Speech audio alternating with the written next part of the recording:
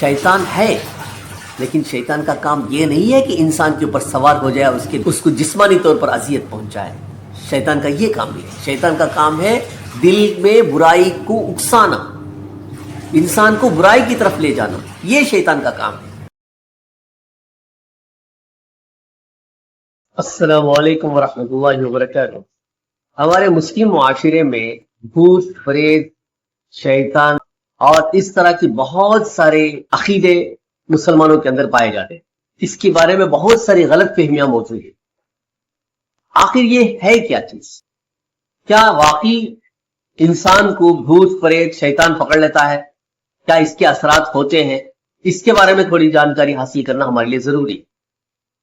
دیکھیے، جسم میں ہاتھ میں کہیں چوٹ لگتی ہے تو اس کو وہاں پر ہم آئنمنٹ لگاتے ہیں، درد وہاں تک رہتا ہے اور کم ہو جاتا ہے۔ یا ہمارے دل میں درد ہو رہا ہے تو ہارٹ کا مسئلہ ہے، کچھ کلاٹ فارم ہوا ہوگا، کچھ چکناپن کی وجہ سے، تو اس طرح اس کے لیے دوا ہے، اس کو والو ڈائلیٹ کرنے کے لیے یا بلڈ کے تھکنس کو کم کرنے کے لیے، اور بہت ساری چیزیں دوائیاں استعمال کرتی ہیں اور وہاں تک رہتا ہے، اور وہ لوکل ہے، وہ لوکل پین ہے، وہاں تک ہے۔ اسی طرح کڈنی سٹون ہے، اس کے لیے خاص علاج موجود ہے۔ لیکن ایک ایسی بیماری بھی ہے جس کا تعلق ہماری رگوں سے ہے۔ اگر کہیں ہاتھ، پیر یا دل، کڈنی یا شولڈر یا کہیں اور ہمارے سیلز ڈیمیج ہوتے ہیں تو اس کا علاج اس کے لیے علاج محدود رہتا ہے، اس کا اثر پورے جسم میں نہیں ہوتا۔ لیکن اگر ہمارے دماغ کے کسی رگ میں کچھ نرو ڈیمیج ہوتا ہے تو اس کا اثر پورے جسم میں ہوتا ہے۔ اگر ہاتھ پہ چوٹ لگتی ہے تو ہمارا جسم بے تحاشا ایکشن نہیں کرتا، ایکسٹرا آرڈنری ایکشن ہم نہیں کرتے۔ لیکن اگر دماغ کے کسی حصے میں کچھ کلاٹ فارم ہوتا ہے یا کچھ اسٹروک ہوتا ہے بی پی ہائی کی وجہ سے یا کہیں چوٹ کی وجہ سے، دماغ کے کسی رگ میں کوئی فالٹ ہوتا ہے تو ہمارا ایکشن ڈیفرنٹ ہو جاتا ہے یا ڈیفرنٹ آوازیں کرنے لگتے ہیں۔ غلط فہمی یہ ہو جاتی ہے کہ لوگ سمجھنے لگتے ہیں کہ شیطان کا اثر ہے، بھوت کا اثر ہے، بھوت پریت کا اثر ہے۔ بالکل غلط ہے۔ جیسا کہ ہمارے ہاتھ میں کسی چوٹ لگنے سے وہ اثر صرف ہاتھ تک محدود رہتا ہے، اسی طرح کی چوٹ اگر دماغ پہ لگتی ہے، دماغ پر کچھ اثر ہوتا ہے تو ہمارے ایکشن میں چینج ہو جائیں گے۔ کیوں؟ دماغ ہی سارے جسم کو کنٹرول کرنے والا اعضا ہے۔ تو اس بات کو سمجھنا چاہیے، ہم اس کو نیرو پرابلم سمجھ کر نیورولوجی ڈپارٹمنٹ سے کنسلٹ کرنا چاہیے اور اس کا علاج کرنا چاہیے۔ ہم یہ نہیں سمجھنا کہ اس کے اوپر بھوت آ گیا، شیطان آ گیا، جنات کا اثر ہے، یہ سب غلط باتیں غلط ہیں۔ شیطان ہے، لیکن شیطان کا کام یہ نہیں ہے کہ انسان کے اوپر سوار ہو جائے، اس کو جسمانی طور پر اذیت پہنچائے۔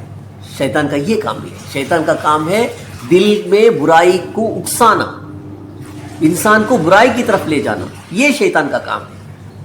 اس کے لیے اللہ کے نبی صلی اللہ علیہ وسلم نے ہمیں دعائیں سکھائی ہیں، برائی سے بچنا ہے۔ شیطان کا یہ کام نہیں ہے کہ کسی کو دیوانہ بنا دے۔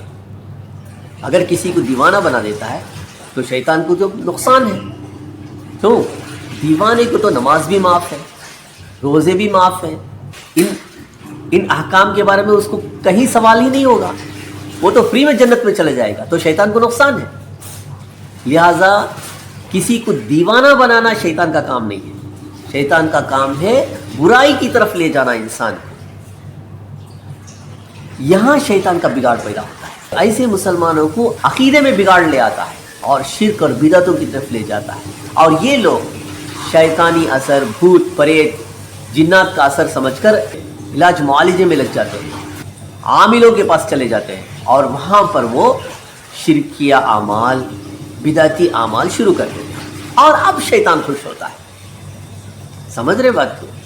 تو کسی کو بھی اگر ایکسٹراڈنری ایکشن دیکھے تو اس کو یہ نہیں سمجھنا چاہیے کہ بھوت پریت کا اثر ہے، بلکہ اس کو یہ سمجھنا چاہیے کہ یہ نیرو پرابلم ہے، رگوں کا مسئلہ ہے، دماغ کی رگوں میں کچھ اثر ہوا ہے، اس کو علاج کرنا چاہیے۔ اللہ کے نبی صلی اللہ علیہ وسلم نے فرمایا کہ جو بیسٹ اویلیبل علاج ہے اس کو کرنا چاہیے۔